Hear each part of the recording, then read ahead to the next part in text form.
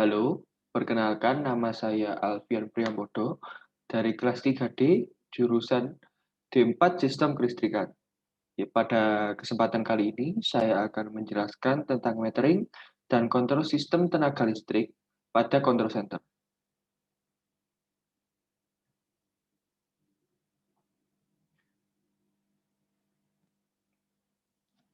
Jadi di sini terdapat ilustrasi sederhana dari sistem tenaga listrik seperti yang dapat dilihat, mulai dari pemroduksian listrik pada pembangkit,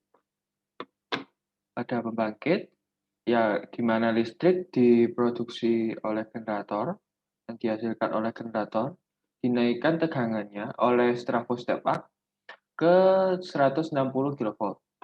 Tegangan yang telah dinaikkan dikirimkan ke gardu induk. Di gardu induk, tegangan diturunkan ke tegangan menengah 20 kV, lalu disalurkan ke gardu distribusi.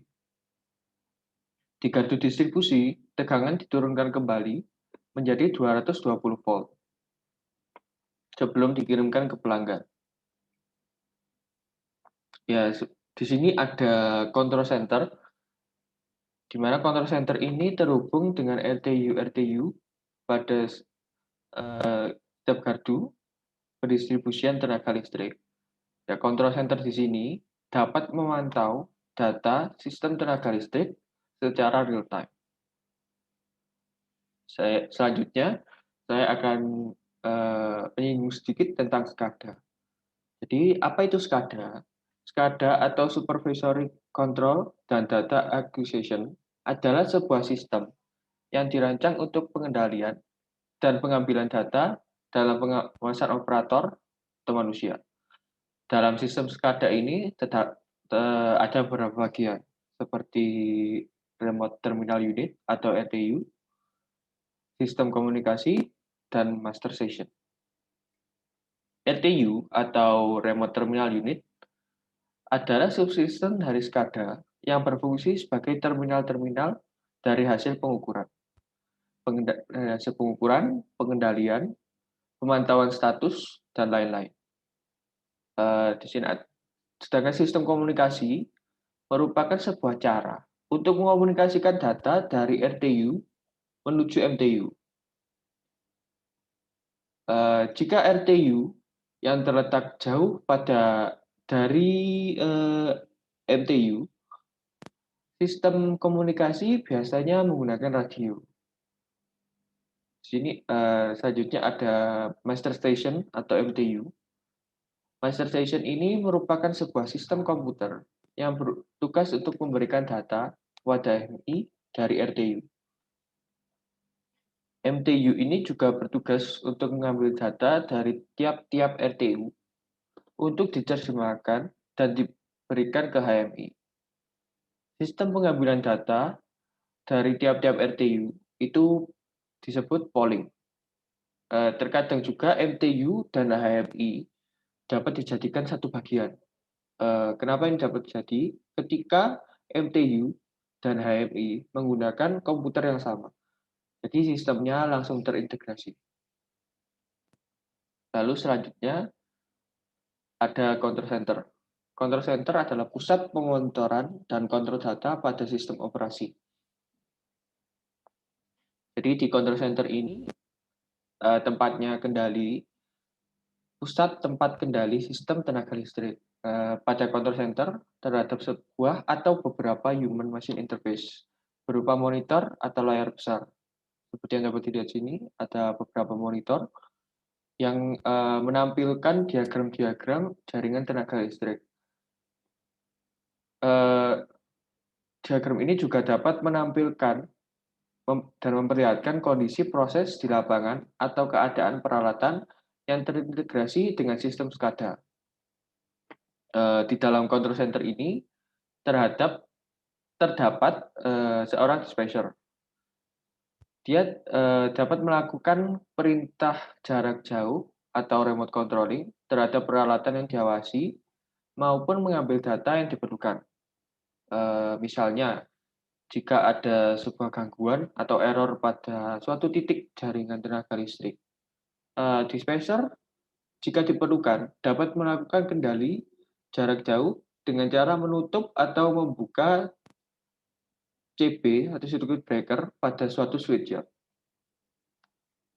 Dispenser juga dapat mengambil sejumlah data seperti data tegangan, data arus, maupun data beban listrik dalam suatu jaringan secara real time.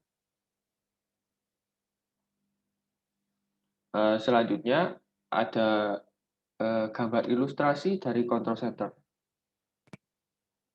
Di bagian bawah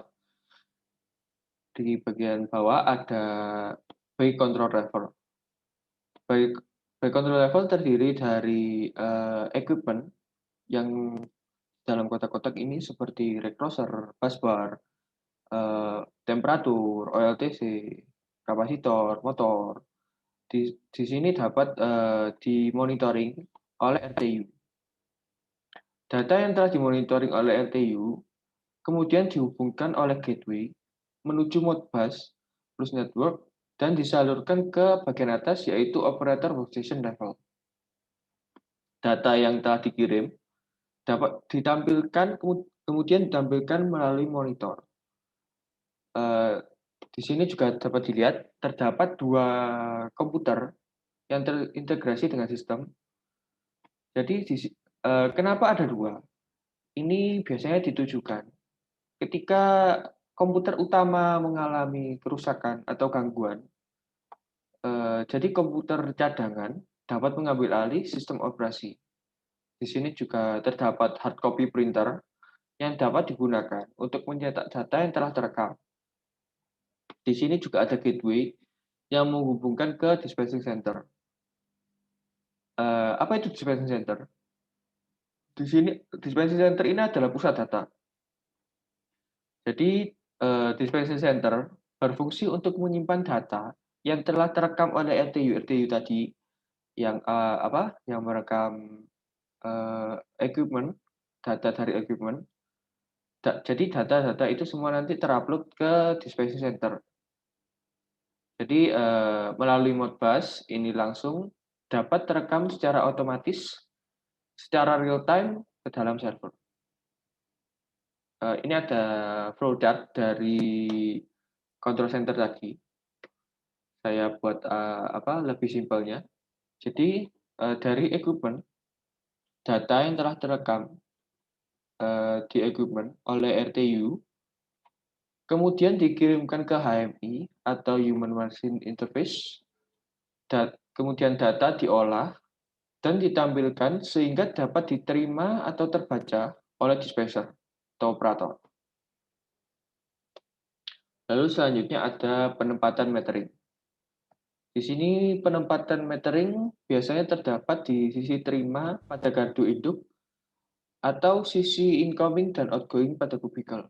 Apa itu penempatan metering? Jadi seperti tadi, di sini ada RTU pada gardu distribusi.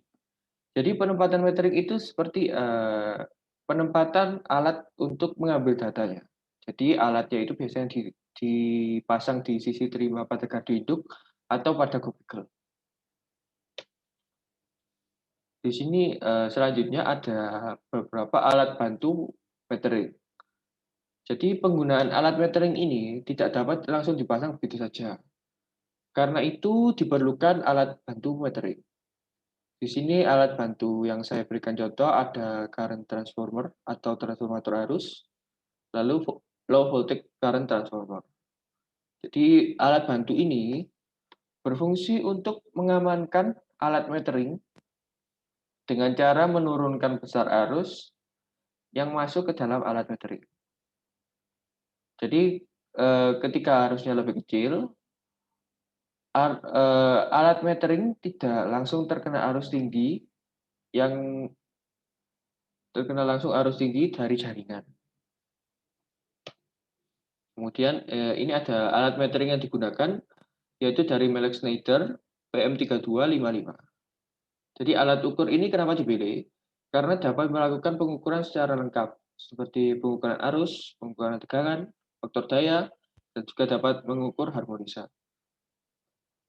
Tipe ini juga dipilih karena mendukung jaringan langsung ke Modbus, sehingga data yang telah terekam ini nanti dapat dikirimkan ke server, ke dispenser tadi secara real time. Terima kasih karena telah meluangkan waktunya untuk mendengarkan penjelasan dari saya. Jika ada salah kata dalam penjelasan, saya mohon maaf yang sebesar-besarnya. Demikian penjelasan dari saya. Saya Alfian Priambodo, kelas 3D. Mohon izin undur diri.